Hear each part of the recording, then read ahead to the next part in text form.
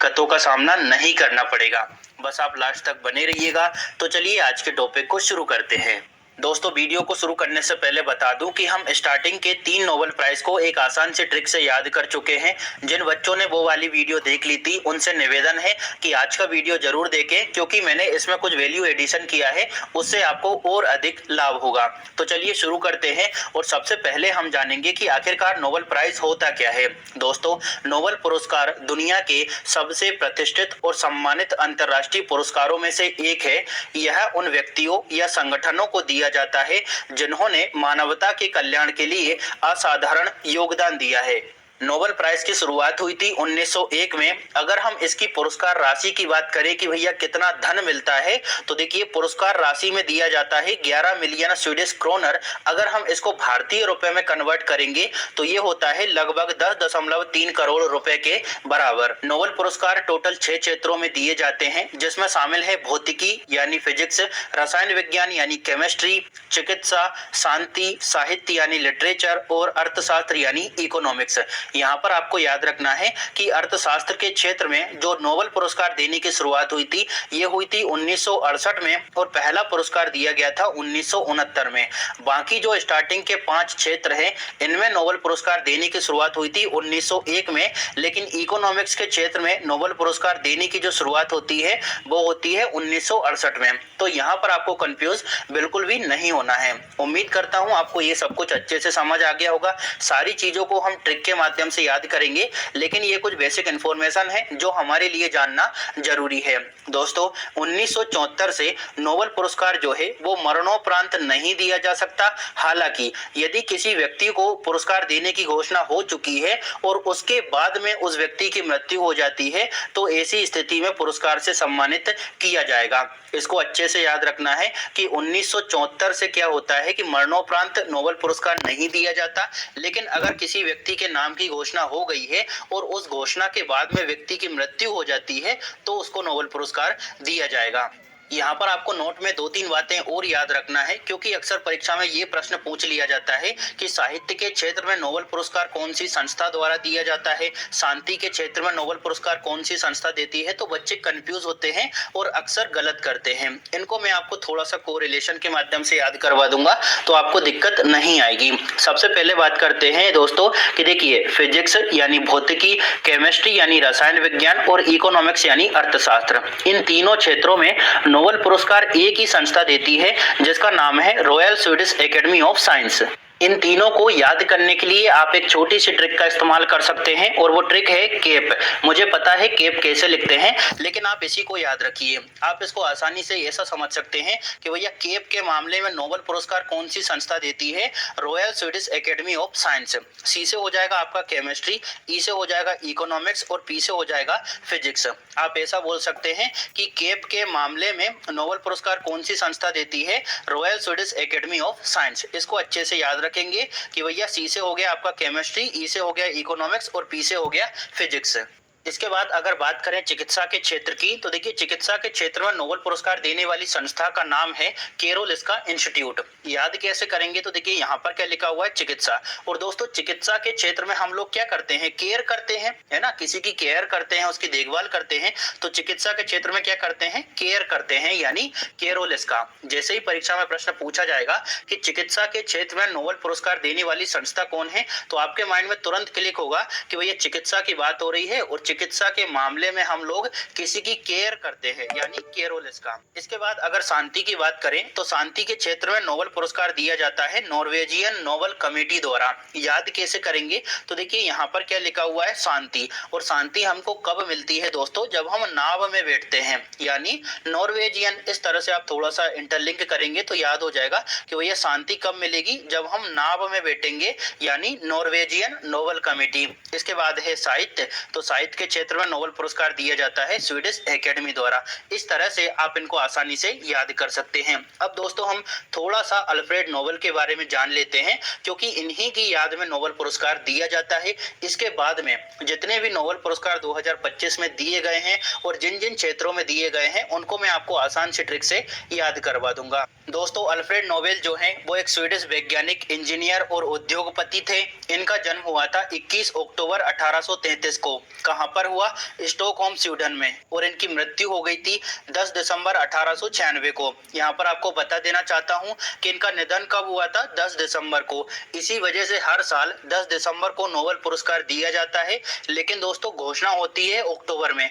यहाँ पर आपको कंफ्यूज नहीं होना है। नोबेल पुरस्कारों की घोषणा तो होती है अक्टूबर में, लेकिन दिए जाते हैं 10 दिसंबर को। दोस्तों अल्फ्रेड नोबेल ने 1867 में डायमंड का आविष्कार किया था। इसी वजह से कई लोगों ने इन्हें मौत का सौदागर कहा। डायमंड के गलत इस्तेमाल से दुखी होकर इन्होंने एक वसीयत बनाई और अपनी वसीयत से लगभग 94% संपत्ति एक कोष में देने का प्रावधान किया।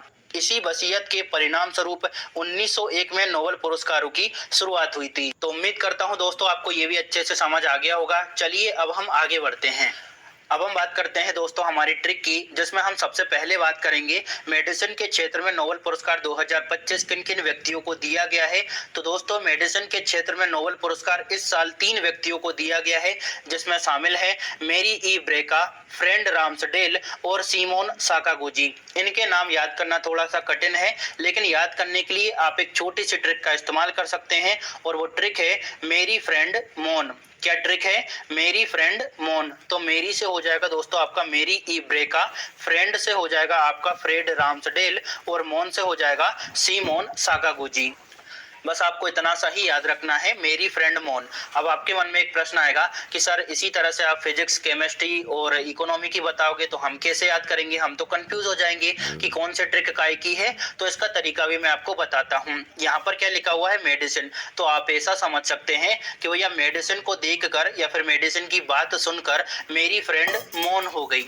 मेडिसिन को देखकर मेरी फ्रेंड मोन हो गई। तो मेडिसिन को देखकर यानी मेडिसिन की ट्रिक है, और मेडिसिन को देखकर क्या हुआ? मेरी फ्रेंड मोन हो गई। तो मेरी से क्या हो गया? मेरी ई ब्रेका, ठीक है। फ्रेंड से हो गया फ्रेड राम्सडेल और मोन से हो गया सिमोन साकागुची। इस तरह से आप आसानी से इसको याद कर सकते हैं। जिन बच्चों ने ये ट्रिक पहले देख ली थी तो वो स्पीड बढ़ा लेना, लेकिन आपको इसको स्किप नहीं करना है, क्योंकि सारी चीजों को रिवाइज करना भी जरूरी है। अब बात करते हैं कि आखिरकार इनको क्यों दिया गया, इसका कारण क्या था। परिधीय प्रतिरक्षा सहिष्णुता से संबंधित कुछ रिसर्च की है। इसको अगर हम इंग्लिश में देखें तो आसान होगा हमारे लिए समझना। देखिए इन्होंने पेरिफेरल इम्यून टॉलरेंस से संबंधित कुछ रिसर्च की है, इसी वजह से इनको मेडिसिन के क्षेत्र में नोबेल पुरस्कार दिया है। इस खोज से हमें यह पता चला है कि हमारी प्रतिरक्षा प्रणाली कैसे डिसाइड करती है कि भैया किससे लड़ना है और किससे नहीं लड़ना। तो उम्मीद करता हूं आपको ये अच्छे से समझ आ गया होगा। ट्रिक को अपने माइंड में रखना है। मेडिसिन को देखकर मेरी फ्रेंड मौन हो गई। चलिए अब हम आगे बढ़ते हैं। अब हम बात करते हैं भौतिकी यानी फिजिक्स के क्षेत्र में नोबेल पुरस्कार 2025 किन किन व्यक्तियों को दिया गया है। तो दोस्तों फिजिक्स के क्षेत्र में नोबेल पुरस्कार 2025 3 व्यक्तियों को दिया गया है, जिसमें शामिल है जॉन क्लार्क, माइकल एच डेवोरेट और जॉन एम मार्टिनस। इन तीनों का संबंध अमेरिका से है, तो यहाँ पर आपको कंफ्यूजन नहीं होगा। दोस्तों इन तीनों का नाम याद करने के लिए आप एक छोटी सी ट्रिक का इस्तेमाल कर सकते हैं, और वो ट्रिक है भूत का कदम। क्या ट्रिक है? भूत का कदम। तो भूत से हो जाएगा आपका भौतिकी, यानी ये जो ट्रिक है वो भौतिकी की है, फिजिक्स की है, ठीक है। भूत से क्या हो गया? भौतिकी, यानी ये जो ट्रिक है वो भौतिकी की है। का से हो जाएगा आपका क्लार्क यानी जॉन क्लार्क। दा से हो जाएगा दोस्तों आपका डेवोरेट यानी माइकल एच डेवोरेट, और माँ से हो जाएगा मार्टिनस यानी जॉन एम मार्टिनस। बस आपको इतना ही याद रखना है, भूत का कदम। तो इससे क्या होगा कि आपको तीनों नाम आसानी से याद हो जाएंगे। अब हम बात करते हैं कि आखिरकार क्या कारण था, इन्हें क्यों मिला है। क्योंकि इन्होंने एक विद्युत परिपथ में स्थूल क्वांटम यांत्रिकी सुरंगन और ऊर्जा प्रमात्रीकरण की खोज की है, इसी वजह से इनको नोबेल पुरस्कार दिया गया है। अगर आप इंग्लिश में देखेंगे ना तो आपके लिए याद रखना आसान होगा। दोस्तों इन्होंने माइक्रोस्कोपिक क्वांटम मैकेनिकल टनलिंग और एनर्जी क्वांटाइजेशन की खोज की है, इसी वजह से इनको नोबेल पुरस्कार दिया गया है। अब आपके मन में होगा कि सर क्वांटम टनलिंग का मतलब क्या होता है, तो चलिए उसको समझते हैं। क्वांटम टनलिंग क्या होती है इसको एक आसान से उदाहरण के माध्यम से समझाता हूँ। देखिए दोस्तों, जैसे आमतौर पर एक गेंद दीवार से टकराती है तो हमारे पास वापस उछल कर आ जाती है, दीवार को पार नहीं कर पाती। लेकिन क्वांटम की दुनिया में जहां पर छोटे छोटे इलेक्ट्रॉन के कण होते हैं, वो कण कभी कभी दीवार को पार करके दूसरी तरफ निकल जाते हैं और इसी सिस्टम को, इसी प्रक्रिया को क्वांटम टनलिंग कहा जाता है। यह चीज सामान्य भौतिकी यानी क्लासिकल फिजिक्स में तो असंभव सी लगती है, लेकिन क्वांटम फिजिक्स में यह बिल्कुल संभव है। तो उम्मीद करता हूं क्वांटम टनलिंग क्या होती है आपको अच्छे से समझ आ गया होगा। चलिए अब हम आगे बढ़ते हैं। अब हम बात करते हैं रसायन यानी केमिस्ट्री के क्षेत्र में नोबेल पुरस्कार किन किन व्यक्तियों को दिया गया है। तो केमिस्ट्री के क्षेत्र में नोबेल पुरस्कार 3 व्यक्तियों को दिया गया है, जिसमें शामिल है सुसुमु कितागावा, रिचर्ड रॉबसन और उमर यादी। यहाँ पर याद रखना है, ये जो सुसुमु कितागावा है इनका संबंध है जापान से, रिचर्ड रॉबसन का संबंध है ऑस्ट्रेलिया से और उमर यादी का संबंध है आपके अमेरिका से। इन तीनों का नाम याद करने के लिए आपको एक छोटी सी ट्रिक का इस्तेमाल करना होगा और वो ट्रिक है किराया। ट्रिक क्या है?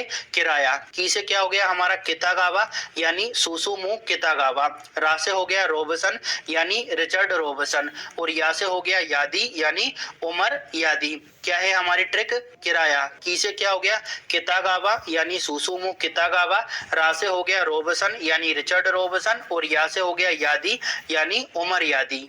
अब आपके मन में आएगा कि सर इस ट्रिक को याद कैसे करेंगे, हम तो कंफ्यूज हो जाएंगे अगर भूल गए तो देखिए आप ऐसा समझ सकते हैं, यहाँ पर क्या लिखा हुआ है केमिस्ट्री और ये क्या लिखा हुआ है किराया। तो आप 1-2 बार रिपीट करिए, केमिस्ट्री किराया, केमिस्ट्री किराया, केमिस्ट्री किराया। इस तरह से आपको ये ट्रिक आसानी से याद हो जाएगी। अब हम बात करते हैं कि आखिरकार इनको दिया क्यों गया है। क्योंकि इन तीनों ने धातु कार्बनिक ढांचे का विकास किया है।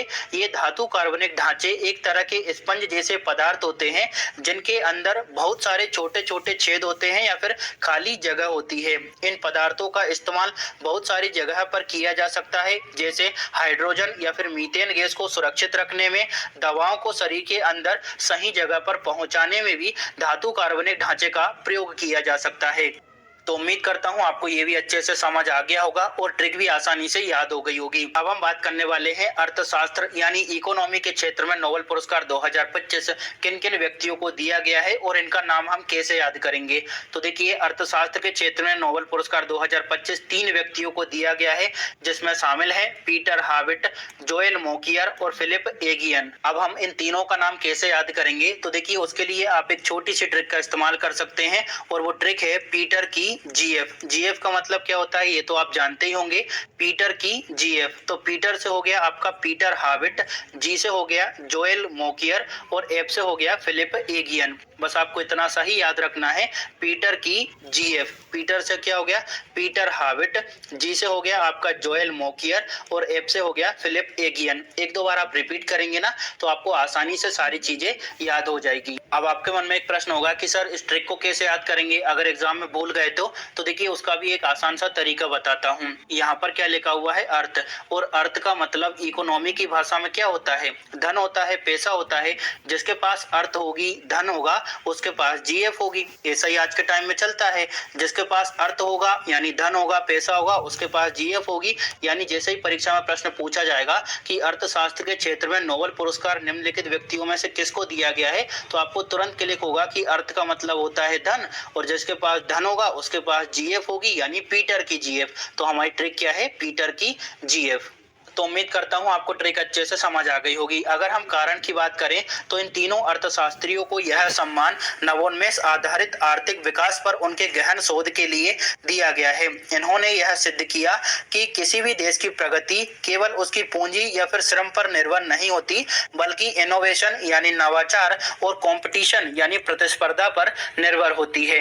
तो उम्मीद करता हूं आपको ये भी अच्छे से समझ आ गया होगा। अब हमारे 2 बच्चे हैं, एक बच्चा है शांति के क्षेत्र में नोबेल पुरस्कार 2025 और दूसरा बच्चा है साहित्य के क्षेत्र में नोबेल पुरस्कार 2025। सबसे पहले हम बात करते हैं शांति के क्षेत्र में नोबेल पुरस्कार 2025 किसे दिया गया है। तो देखिए इसमें शामिल है वेनेजुएला की राजनेता मारिया कोरोना मचाडो। इनको शांति के क्षेत्र में नोबेल पुरस्कार 2025 दिया गया है। याद कैसे करेंगे, तो देखिए बहुत अच्छी तो नहीं बनी है, लेकिन आप ऐसा सोच सकते हैं कि भैया शांति के क्षेत्र में या फिर शांति के माहौल में मारेंगे कोरोना को, यानी मारिया कोरोना। शांति के क्षेत्र में या फिर शांति के माहौल में मारेंगे कोरोना को, यानी मारिया कोरोना।